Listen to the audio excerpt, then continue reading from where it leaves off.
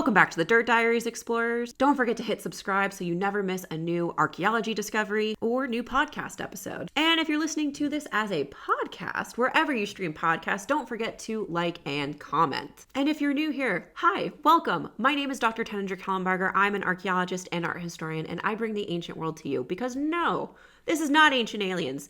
This is the real thing, and these, of course, are the Dirt Diaries. And of course, a special shout out and hello to everybody lounging in the villa, taking notes in the library, and snooping in the restricted section over on Patreon. And last time on Dirt Diaries, well, we took a tangent and we explored a few Venus figurines from prehistory, from really the Paleolithic age, including that of the world's oldest depiction of a human. So, like standard Dirt Diaries episodes, we're taking a complete left turn today, and we're talking about the Titanic because when this episode airs, it will have just passed the 113th anniversary of its sinking. And while the Titanic is not an ancient shipwreck or anything, it has always fascinated me even as a young child. So I would say that I would, give some partial credit to my fascination with the Titanic as a reason why I went into archaeology later on, because with the Titanic, I really became interested in exploring history. And then of course, in 6th grade, I got into ancient history and mythology, and well, the story wrote itself. But shockingly, while I was obsessed with the Titanic as a child and, young teen, I was actually not allowed to watch the Titanic, James Cameron's Titanic, until I was mid-teens, actually. I think I watched it because it was on TV one time and I was like, oh, finally I can watch it. But I was actually not allowed to watch it growing up, which, because of the things we're talking about, I now understand, now being in my 30s. At 31, I can now understand my mom's decision to be like, maybe you shouldn't watch this right now. And now I fully understand. But the fascination of the Titanic I've always had, so I wanted to bring the Titanic to you guys. And of course, not only has it passed its anniversary of the sinking, but the Titanic has recently been in the news because some more items and artifacts have gone once again to auction. In fact, the most recent one taking place in March of this year had in its lot a rare letter that was written by one of the youngest passengers who was a victim of the Titanic sinking back in 1912. So before we tackle the night to remember, we have to go back to the 20th century. So, because there is so much to talk about with the Titanic, I want to start with the timeline first and then go from there on further discussions of lifeboats, urban legends. Did the band really play till the very end? And then, last but not least, of course, we are talking about some of the artifacts that have recently been in the news. Because why? Because they headed to auction. So I have some updates about Titanic auction items for you. And because, might I remind you, all of this is taking place in the early part of the 20th century. We actually have a lot of documentation occurring for us, which is great. I mean, I personally am so used to not having, for my own work, a decipherable language to work with. But here we are already off to a better start. To begin, we actually have to go to a little bit earlier, right? Before the fateful night of April 14th, 1912. So we got to go back, actually, only a few days. A few days prior, on April 11th, 1912, the Titanic drops her anchor at her last port of call before she's heading across the Atlantic to get to New York City. Okay, we got that.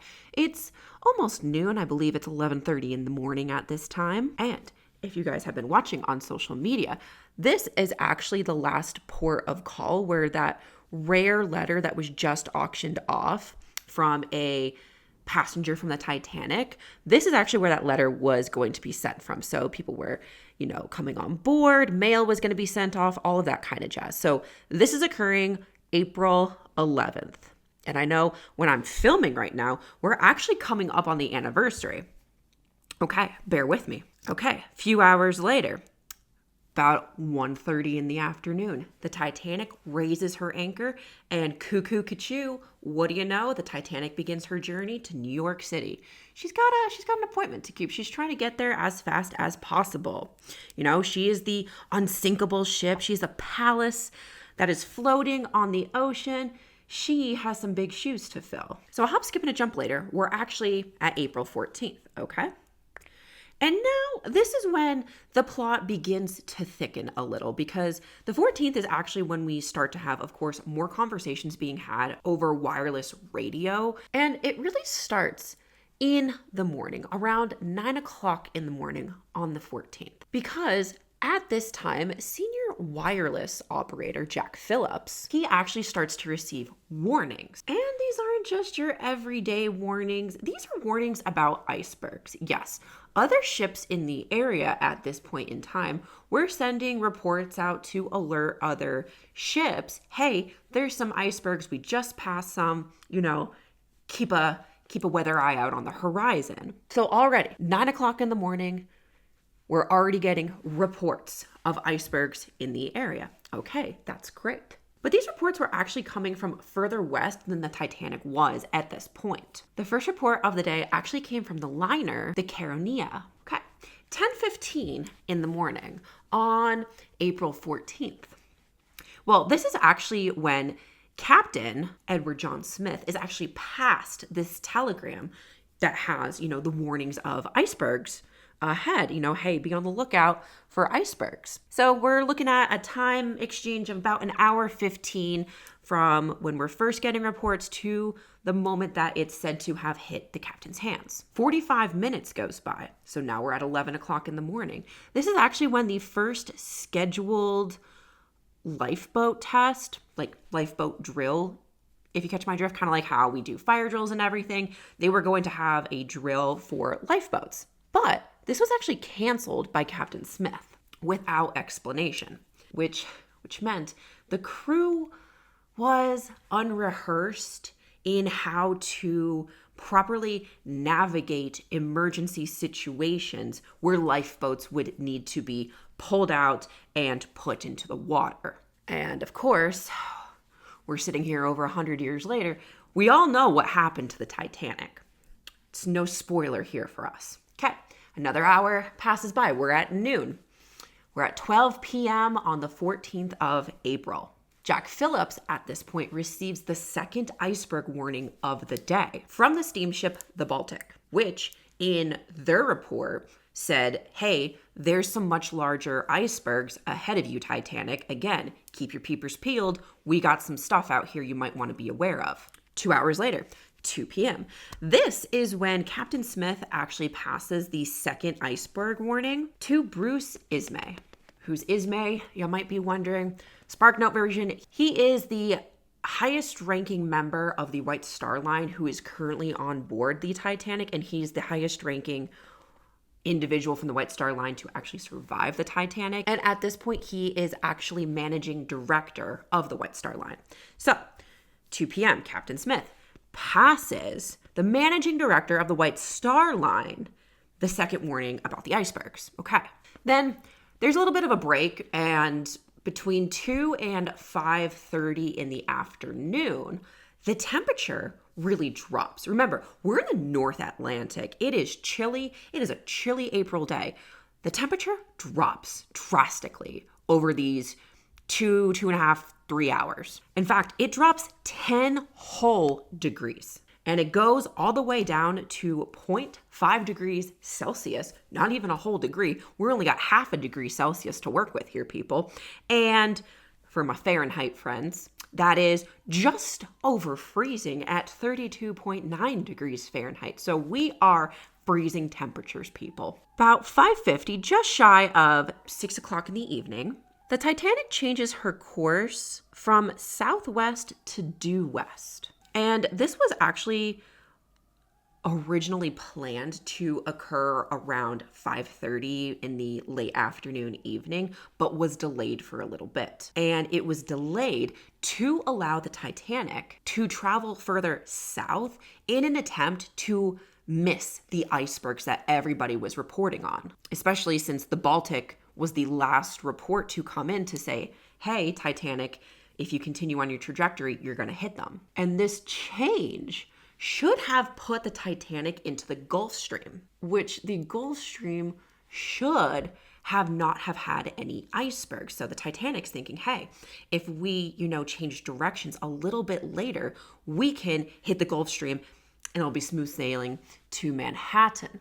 And of course, in any normal year, this would have been the case. This would have made total sense.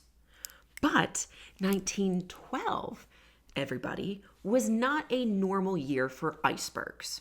So in 1912, the cold water had actually pushed the Gulf Stream further south. And the Titanic, changing the direction, actually put her on the collision course that would occur later in the evening, later in the middle of the night, actually. So because she changed direction, thinking it's a normal 1912 kind of year, the ice, unfortunately, changed the game. So 6 o'clock rolls around 10 minutes later, after they changed direction. Second Officer Charles Lightoller takes over the bridge from Chief Officer Wild. Okay, shift change. Cool. 7:20. Assistant Operator Harold Bride finishes work on the accounts and finally picked up on the ice warning that the SS Californian had sent out prior. And the SS Californian, in their report, said, hey, there's 3 icebergs around your area. So everybody is do-do-do. They're all in contact with one another to let each other know their position. Hey, I just spotted ice. I just spotted an iceberg, safe travels, keep on the lookout. Everybody's constantly updating one another, which is what the SS Californian was trying to do to the Titanic. So around this time, this is also when Bride actually takes the newest report up to the captain. But unfortunately, at this time in the evening, Captain Smith had actually left to go dine with the passengers, of course, the first class passengers. So because Captain Smith had already left for the evening, the report was actually passed to another individual. So the report goes that he actually passed it to another officer. But, and this is where things get tricky, none of the surviving officers from the Titanic recalled seeing the message. So is this, witness testimony that is made up? Did this actually occur? We don't know. So 8:55 rolls around. Our Captain Smith, he's done with dinner now. And he checks in with the bridge before retiring back to his cabin. So let's set the scene for the nighttime, for the Titanic. What were people seeing? What were the conditions? All of that kind of jazz. So here we go. It's a dark, moonless night. The waters are clear, flat, calm. And you might be saying, great. Now, the individuals up in the crow's nest, they'll be able to see an iceberg miles away. How did the ship sink? Well, I got some news for you. The lack of wind in calm waters actually would make spotting the iceberg more difficult, as without any wind in the environment, it wouldn't cause any ripples to flow off of the iceberg so that you could see disturbance in the water. And therefore, since you're not able to see water breaking on it, you might miss it visually. And of course, because of the lack of moonlight that is highlighting the night sky, this would actually limit the light that would be reflected from the iceberg into the water, all of that kind of stuff. So we are 0 for 2 in what would be making spotting the iceberg easier to do. We're 0 for 2 right now. Okay. So very dark night, very calm waters, very flat surface, which you would think, would be good. Unfortunately, it's setting the tale up for, what would happen. And because we're here on the Dirt Diaries podcast, we do know what happens. Next time recorded that we do have is almost 9:45. It's 9:44 in the evening, 9:44 p.m. Phillips receives the 5th and final message concerning a warning about the iceberg. This message this time is coming from the SS Mesaba. Now, their warning doesn't just include 3 icebergs, but many bergs lay ahead. And not only icebergs, but an ice field. And both the field and the bergs, they are about 15 miles ahead of the Titanic. But Because this message did not have the prefix on it to really showcase a fire should be lit under somebody's butt and be immediately taken to the captain, our buddy Phillips treated this as a non-urgent message.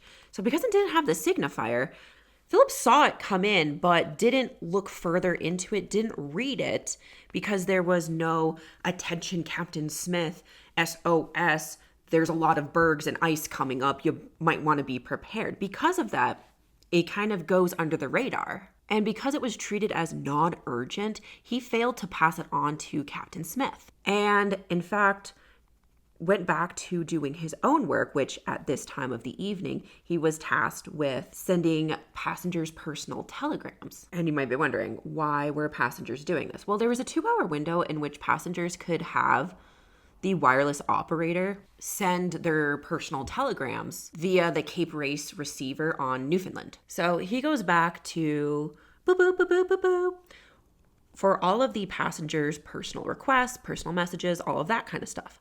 All right, moving on. 10 o'clock happens. Frederick Fleet and Reginald Lee, they commence their watch in the Crow's Nest. And when they're really beginning their watch, they're actually looking for growlers more than icebergs. Now, growlers, if you're wondering what they are just smaller portions of fragments of an iceberg. So they're chunks of ice, but it's believed that they're fragments of an iceberg that may have chipped off. So they're looking for these. And around this time, First Officer Murdoch takes over the bridge from Lightoller. And of course, if you've seen James Cameron's adaptation of the Titanic, both of these individuals are portrayed. 11 o'clock comes around. The SS Californian sends another message. And really, she's letting the wireless operator of the Titanic know that their wireless operator is retiring for the evening and that they're shutting down communications. Nobody's going to be in the operating room to relay any messages. Basically, good night, I'll see you in the morning kind of deal. But Phillips, who's literally racing to try and get these passengers' personal notes and telegrams out during this time, as other messages are also coming in, he kind of flips out a little bit on the SS Californian and says back, "Shut up. I am busy. I am working. Cape Race." Okay, so he goes back to getting all the messages for the passengers off. At this time, unbeknownst to Murdoch, the iceberg that the Titanic would ultimately hit lies just 15 miles ahead. And at this point of the evening, the Titanic is cruising. She is cruising pretty fast, actually. She is speeding at the high speed of 21.5 knots, which roughly is about 24 miles per hour. Speed demon back in the day. 11:39, you guys. 11:39. The iceberg lies within 1,000 yards of the Titanic. And she's still cruising. No signs of stopping. But again, because we're 0 for 2 on the environmental settings, those in the crow's nest don't see it until it's too late. 30 seconds later, Frederick Fleet spots the iceberg, calling down to the bridge to proclaim, "Iceberg straight ahead." But at this point in time, it is already too late. Collision is imminent. There is nothing they could have done. 11:40. Alerted by the crow's nest, Murdoch immediately demands that the engines be stopped. And not only stopped, but put into reverse immediately. ASAP, as quickly as possible, we gotta move, people. And why reverse? So he's calling for the engines to be put into reverse to try and miss the iceberg. Maybe there's enough time, but unfortunately not. So while all of this kerfuffle is already beginning on the deck, this is when the Titanic slams into the iceberg. And the iceberg immediately strikes her starboard bow. And many passengers who are on board actually sleep through the collision, which is kind of crazy. But others who may have felt it or may have seen it occur, like those in the crow's nest, assume that everything's okay. The Titanic has right now survived the impact. She brushed through it. She's okay. So everybody's like, awesome. We did it. we're okay. 20 minutes later at midnight, the captain is up, he is alert, and he instantly demands that an emergency request for assistance be broadcasted to anybody who's in range. Anybody and everybody. We got to tell everybody because we just struck something huge. But the nearest ship is actually the SS Californian, and she turned her wireless receiver off for the evening, like I just said. And tragically, the SS Californian was only 20 miles away from the Titanic. And it's been proposed that she could have made it to the Titanic before she sank. So just literally, it is just the most horrific turn of the events for the Titanic. But nonetheless, the distress call is sent out immediately. At 12:15, 3 ships have heard the distress signal. The La Provence receives it, Mount Temple receives it, and Mount Temple actually has some issues with hearing and the connection, but they do actually get the location.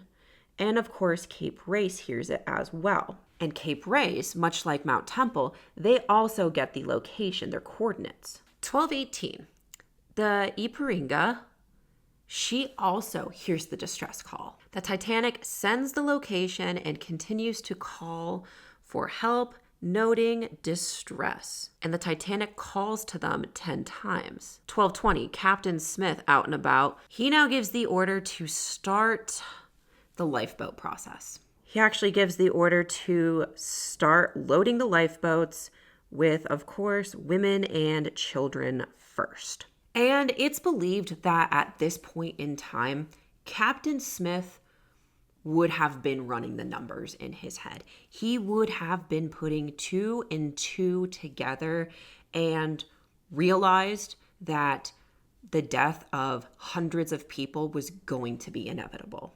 12:25, the Carpathia, she actually responds to the Titanic and says that she has put about and are actually heading towards her. She notes her location as being over 50 miles away. I believe it's 58 miles away, which she says is going to take a few hours. Now, it's been suggested that it likely would have taken 4 hours to get there. So Titanic gets back to Carpathia and says, we've struck an iceberg. And this is all happening within a minute, okay? So they let her know, we're coming for you. Titanic responds, says that we've struck an iceberg. And then at the same time, Cape Race gets an updated position of the Titanic with their coordinates. 12:26, April 15th, 1912. Titanic continues to send out distress calls with recordings showing that she is saying, can hear nothing for noise of steam.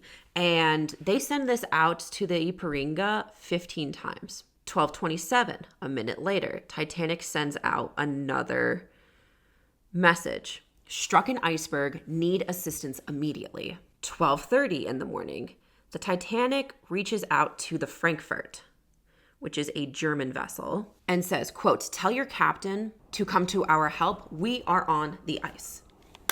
So right after this message, the Caronia, remember her, she actually also sends a message to the Baltic. And in her message, she tells the Baltic, Titanic hit an iceberg, require immediate assistance. And at this time, around 12:30, Mount Temple still hears the distress call, and their captain actually reverses their ship, but they are also about 50 miles out. 12:45, the first lifeboat, lifeboat number 7 on the starboard side, is launched. So everybody is starting to realize this is in fact not a drill. Something is actually going on and we got to start moving and shaking. First lifeboat gets launched and she leaves with only 28 individuals in her. The lifeboat, if you're wondering, could have held 65 people. That is not even half full. And at the same time that lifeboat number 7 is being launched, this is when the first of the 8 emergency rockets are launched. Messages are still going out at this time. Titanic sends to the Olympic SOS, and there's been a lot of comments when I was doing research on this that said, oh, this was the first time that SOS had been used. That is actually not true. SOS had been used before. 12:53 a.m., the Caronia to the Baltic. They're in conversation again. The Caronia says to the Baltic, again, Titanic in distress needs immediate assistance. 1 a.m., the SS Cincinnati replies to the Titanic, but they are told that their assistance is not necessary at the same time as the Olympic gets back to the Titanic. So during this time, it's not one message at a time. All of these messages are coming in at once. People are trying to help out. So Titanic tells SS Cincinnati they do not need their assistance. The Titanic, when the Olympic gets back to them, the Titanic gives her their location, their coordinates, saying again they've struck an iceberg. 1:02, the Virginian contacts the Titanic, but no response. Cape Race at this time is also telling the Titanic to respond. Cape Race tells the Virginian to report to their captain that the Titanic has struck an iceberg and needs immediate assistance. 1:10, the Titanic sends to the Olympic, we are in collision with a berg, sinking head down. The Titanic then goes on to give her position and tells them to come as soon as possible. Right after that, still 1:10 a.m., Titanic sends to Olympic. Captain says, get your boats ready. What is your position? Following this, at 1:15 a.m., the Baltic to the Caronia tells them to tell the Titanic that we are making towards her, that we are now basically heading her way. 1:27, Titanic sends out another message along with the continued distress call. In this message, they are now saying, quote, we are putting the women off in the boats. 1:30, the Titanic tells the Olympic, quote, we are putting passengers off in small boats. 1:35 in the morning, the Baltic hears the Titanic, quote, the engine room getting flooded. 2 minutes later, 1:37, the Baltic tells Titanic that they are rushing to them. 1:40 in the morning, the Olympic sends to the Titanic, tells them that they have lit all of their boilers and they are heading towards them as fast as they possibly can. 1:40 in the morning, at the same time, Carpathia is calling to the Titanic. 1:45 in the morning, this is the last time that the Carpathia hears the Titanic. They hear from the Titanic, the Carpathia, quote, engine room full, no reply.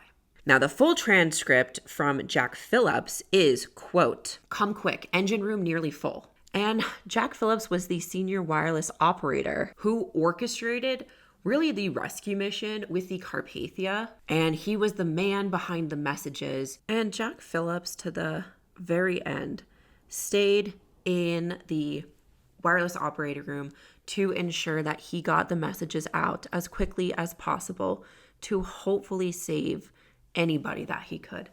Unfortunately, and you can probably tell by my tone, Jack Phillips perished in the sinking of the Titanic. And he has been commemorated as a massive figure in the sinking of the Titanic and how much all of his efforts went to helping everybody else around him, even when he knew he likely wasn't going to make it out. And in tales of selflessness that we often see in stories of the Titanic, Jack Phillips is certainly one of them. 1:47 in the morning. The Caronia hears the Titanic through the signals, but they can't hear her. They can't understand her. It's too muddled. 2 o'clock in the morning hits. The Carpathia calls again to the Titanic, but nothing. 2:17 in the morning on April 15th, the Titanic's signal ends abruptly. At 2:20 in the morning on April 15th, 1912, the Titanic slips below the ocean surface in the North Atlantic. At this time, anybody who is still alive at this point is thrown into the water. The water, for those of you who do not know, at this time during this season, during April of 1912, the waters are freezing. It is freezing temperatures. If you are wondering, the water is about 28 degrees Fahrenheit, which in Celsius is -2 degrees Celsius. Meaning, if you're a passenger and you have survived up till this point, your fight is not even close to being over.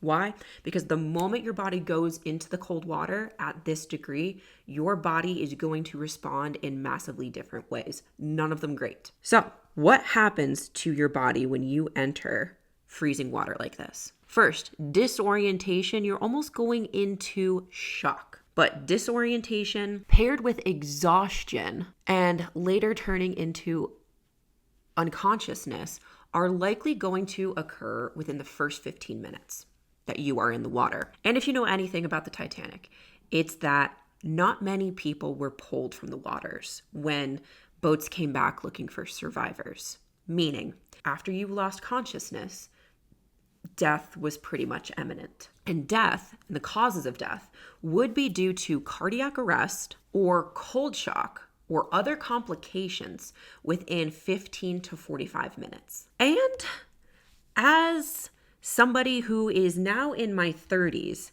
I fully understand and see why my mom did not want me watching James Cameron's Titanic when I was younger. It's because of these stories and how, of course, Cameron portrayed it as well. But I think it's something that we have to talk about. And while it's very sad, I think it's something that we should tell and that we should talk about when discussing stories from the past and through history. And why? It's to humanize history. And why is that? It's because, at least in my opinion, so much of history is disconnected to people today. And whether it's, coming from an archaeological report of individuals, people, societies from thousands of years ago to the Titanic that is just over 100 years ago, there seems to be almost a disconnect occurring between us today in 2025 and those of the past. But by telling their stories, these individualized stories and the stories of history, one at a time, it is my hope that their humanity can continue to live on, like the selfless acts of Jack Phillips. And so many individuals' memories can continue to live on through these stories, because the more we talk about them, the more they live on today. And not to go back on James Cameron, but for as much as the fictitious story that he captured in the Titanic, he really captured the humanity that was lost at sea in 1912. And he really captured so much emotion and the range of emotions that individuals would be going through in their final moments at sea on the Titanic, whether they went down in and on the ship or if they lost their life in the water. And it's the final scenes of the ship going down and people clinging to whatever hope they had left and the band playing until the final moments that continues to pull on our heartstrings today. It's these stories of humanity, whether it's the scene, oh my gosh, it gets me every single time. I will always sob at this scene when the mother, I believe she's a third class passenger, is tucking her children in for bed, knowing what's going on around her. Or the older couple from the first class who just holds each other in their final moments. Oh, I'm trying hard not to cry right now. And so while not graphic, it's still very sad. Because from the lifeboats, while the survivors on board waited to be rescued, they still found themselves surrounded by death. Many survivors would actually go on to state that the moaning, groans, screams, and more went on through the night, only stopping one at a time. Many would also later go on to say that the silence that followed these cries going out one by one was in fact worse than the cries and moans themselves. And to be completely honest with you guys, I would probably think the same thing. Left alone in a lifeboat with nothing but your fellow passengers and your thoughts. In the North Atlantic, alone, floating, freezing, and traumatized. And this is a reminder from the images that I've been showing through this episode, is that for us, at least in the United States, when we cover the Titanic, and I can't remember when I learned about it in school, but even in all of the books that go over the Titanic and its sinking and everything, all of the images used for this April night always depict the sky illuminated, and it's almost a lighter night sky background when the ship is sticking up before it splits into two. This is the artwork that I'm used to seeing growing up learning about this. But it's a great reminder that this is not, in fact, how the night would have looked. A reminder, a moonless night. This, you guys, is wrong. In fact, recreations of the night sky have been done, and somehow they are more terrifying than I ever thought possible. And it's a reminder that darkness enshrouded these people. The Titanic sinking was in darkness. When the Titanic lost power, they lost all semblance of illumination. Even for the people who had already gotten on their lifeboats at this time, they were all now in pitch black darkness, which somehow is even scarier than just the Titanic sinking on its own. Adding that extra layer of darkness somehow makes this so much more worse now. Terrifying. And the noises that you would have been hearing of the ship breaking in two, steel ripping apart from itself, and you're left alone in the darkness trying to imagine what you're hearing. Oh my God. Somehow it got so much worse. So while this ship went underneath the ocean at 2:20 in the morning, an hour later, the rockets from the Carpathia are spotted by the surviving passengers. And this is at 3:30 in the morning. At 4:10 in the morning, the Carpathia arrives and starts to bring the survivors on board. And lifeboat number 2 is the first lifeboat to be evacuated from the ocean water onto the Carpathia. At 8:30 a.m., the last of the lifeboats is finally rescued by the Carpathia, and that is lifeboat number 12. Around 8:30 is also when the SS Californian arrives. And she arrives in the area and begins to navigate the disaster area. And during this time, they're also beginning to start the process of looking for any survivors to pull from the water. At 8:50 in the morning, the Carpathia sets sail for New York City with 705 additional passengers, those being the survivors of the Titanic, now on board. In total, over 1,500 people lost their life during the sinking of the Titanic. And on the 18th of April, 1912, the Carpathia lands in New York City. So from this, an investigation would be done, and the Titanic would remain, of course, a topic that so many of us know or are fascinated with for over 100 years now at this point, which is crazy to me. So because we just, talked a little bit about the lifeboats, the numbers, the people, all of that kind of stuff, I want to talk more about the lifeboats. So let's talk lifeboats. As more often than not, they are actually one of the key points that people will bring up in the sinking of the Titanic. And they're usually brought up in every Titanic conversation. Why? Because not only were there not enough lifeboats for everybody on board, but those that were launched, many of those were launched not even half full. Now, if the crew filled every single lifeboat properly to the fullest extent, the max capacity that they could have, approximately 1,154 people would have survived. But of course, that wasn't even half of the number of people on board. So the Titanic had a total of 20 lifeboats. These included 14 clinker boats, 2 cutters, and 4 collapsible lifeboats. But probably the most surprising fact about the lifeboats in terms of the Titanic is that the Titanic was actually carrying more lifeboats than the law at the time demanded. Yeah, let that sink in. So why were, ocean liners having less lifeboats on board? Well, it kind of goes back to the notion of the advancement in competition during this time.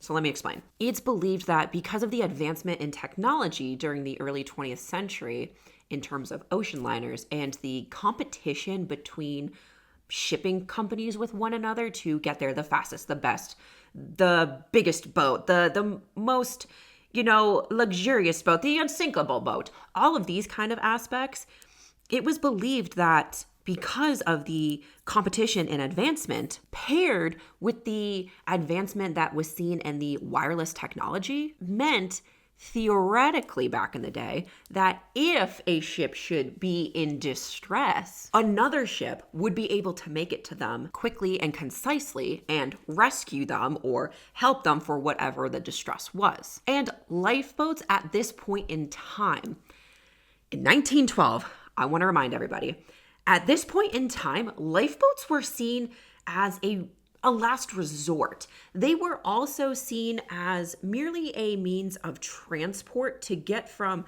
say, the ship that's in distress to the new ship that is going to help out. So, for example, if the SS Californian had made it to the Titanic, these lifeboats would have been really acting as a ferry system to ferry the passengers on the Titanic to the SS Californian. And this is because, really, at the end of the day, what are lifeboats back here in 1912?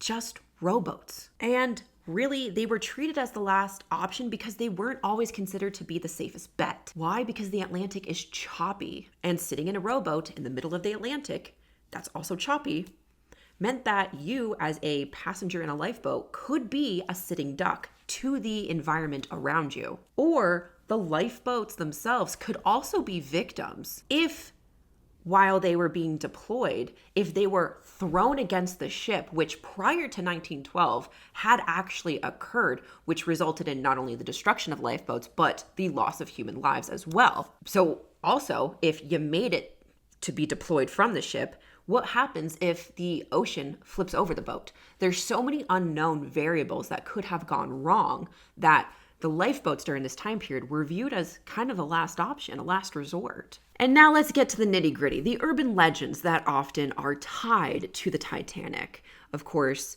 somehow, some way, the curse of the mummy always works its way into kind of everything. And since we covered the curse of the mummy in the episode about King Tut, I believe it was episode 2 back in season 1 of Dirt Diaries, we have to talk about this curse of the mummy being the reason that the Titanic sank. And we gotta stop saying that. So one of the passengers who I believe also went down with the ship, William Stead, he, prior to the Titanic, and while he was also on board the Titanic, was claiming that there was a curse of an Egyptian mummy that was causing destruction and disaster in London. And of course, since we've all been here before with Dirt Diaries, this is nothing really new. Of course, Howard Carter's discovery of the Boy King in 1922 would reignite this mummy mania, Tut mania, Egyptomania, and curse of the mummy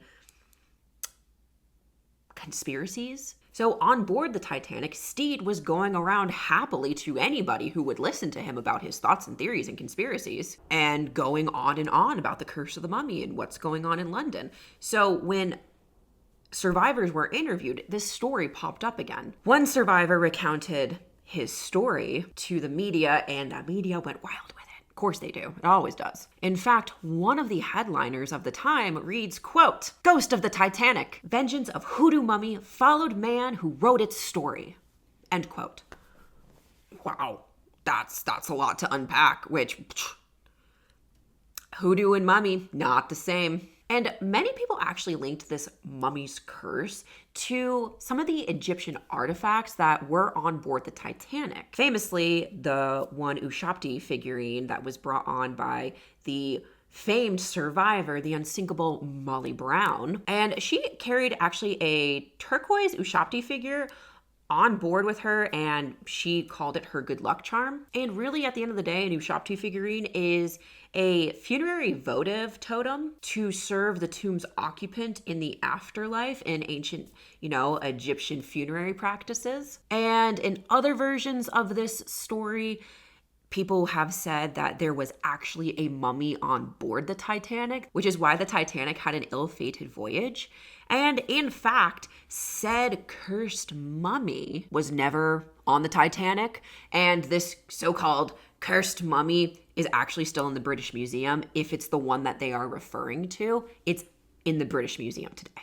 never was on the Titanic. Now, of course, the wreck of the Titanic was discovered in 1985 by a joint American-French expedition led by Dr. Ballard. And the wreck was actually discovered approximately 350 nautical miles off the coast of Newfoundland. And because of this distance, it's actually located in international waters. And not only is it 350 miles away, but it's about 2.5 miles underwater. It sits at about 3,800 meters. And shortly after the discovery of the Titanic, Dr. Ballard testified before the US Congress to enact legislation to denote the Titanic as a maritime memorial, which makes sense. So in July of 1986, a plaque was placed on the RMS Titanic, recording its discovery in the previous year, and there were a lot of calls for the wreck to be undisturbed in memory of course, those who perished in the sinking. In 1987, a U.S. company returned to the wreck site and began salvaging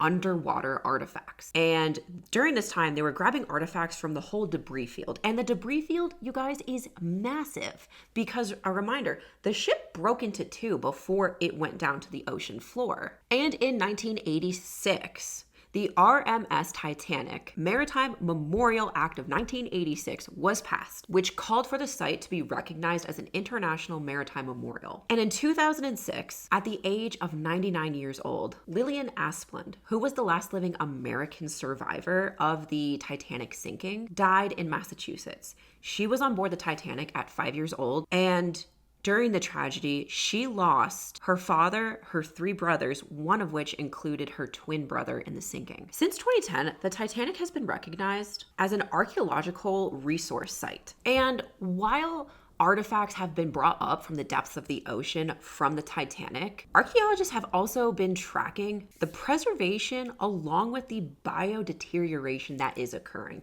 Because yes, the Titanic one day will not exist any longer on the ocean floor because underwater microbes are eating away at it. In fact, in August of 2024, the US company RMS Titanic Inc. produced new photos of the wreck site showing a 15-foot section of the railing had actually collapsed, which has, at this point, really marked a significant milestone in the deterioration of this historic wreck. And it's just a reminder to everybody out there that this deterioration is happening each and every day underwater. And for the curious little kitty cats out there who might be wondering, well, how long until the Titanic is gone? We don't know, but we are watching it every single time we get updated photos and scans.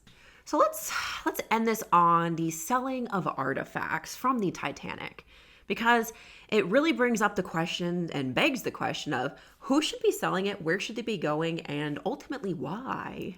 And I know this episode is a bit longer than normal, and honestly, I probably could have talked for another 12 and a half hours to tell you all about the passengers, tell you about the construction of the Titanic, why this wreck caused so much damage, why hitting the iceberg at a certain angle and the technology of the doors of the time, why everything still went wrong, because it was such a hyperfixation of mine and still is from such a young age. I could have gone on for 12 plus hours, but I had to make some cuts, and maybe we'll do another episode. But I know it's a little long right now where we're at, but I still wanted to talk about the selling of artifacts, especially because there was that recent auction at the end of March that occurred where an auction house was selling a rare letter that was penned by a victim of the Titanic sinking, and that was the letter that was sent at the last port of call. Now, not only are we going to talk about that one, but I want to talk about some other ones that have sold for astronomical prices and have really gained international sensation. So first and foremost, we have the gold pocket watch worn by Titanic's richest passenger, John Jacob Astor. And this gold pocket watch set an auction record of the most expensive item of Titanic memorabilia. A private collector in the United States actually paid over $1.4 million for the 14-karat gold Waltham pocket watch engraved with his initials JJA, back in April of 2024. Now, Astor was last seen smoking a cigarette with another man after escorting his wife Madeline and friend Molly Brown safely into Lifeboat 4. Both of the women would go on to survive. Astor's body was found on April 22nd by a cable-laying steamer that was actually repurposed as a recovery ship right after the sinking. In addition to this gold pocket watch, his cufflinks, a diamond ring, a gold pencil, a pocketbook, along with money in various currencies were also recovered from him. The possessions were then turned over to Astor's son, who restored the pocket watch before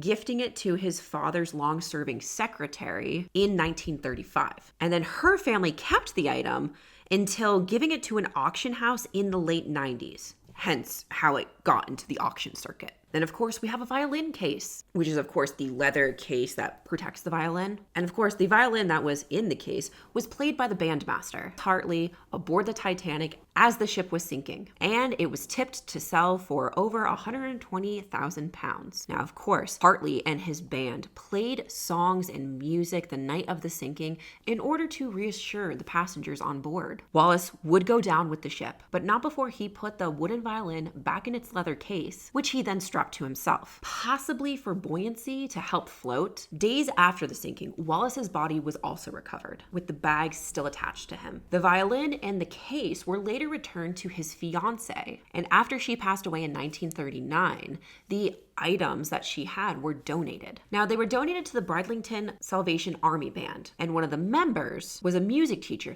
and she actually gifted the violin and the case to one of her pupils in the 1940s. Years later, it was then inherited by that pupil's son, who sold the violin at auction for a world record-breaking price of over 1.1 million pounds. And this came after forensic analysis and CT scans were done to verify its authenticity. And this instrument is now on display at the Titanic Belfast Museum. So, the violin case, it actually sold, I believe, in the same lot as the Jacob Astor watch. And in this lot, the case sold for over £290,000. That is over $371,000. And of course, the rare letter that was penned by one of the youngest victims of the Titanic, well, I have an update for you all, because that letter that was sold March 27th at auction, well, the final asking price for it was £30,000, and in dollars that is over $38,000. So kind of crazy. I wish it belonged to a museum, I'll be completely honest. And final thoughts about this. I don't know why, but the Titanic has always fascinated me, and when I see artifacts like this going into auction, it, to me, as an archaeologist and art historian, really raises questions about authenticity, artifacts, who should have them, why, all of that kind of stuff. Because when it's artifacts that are so personal in nature, whether it's Jacob Astor's golden pocket watch from the richest man alive at the time, or the violin case from one of the band players who played in their final moments aboard the Titanic, or, a letter from one of the youngest victims of the Titanic who signed off, "Forever your son, Thomas."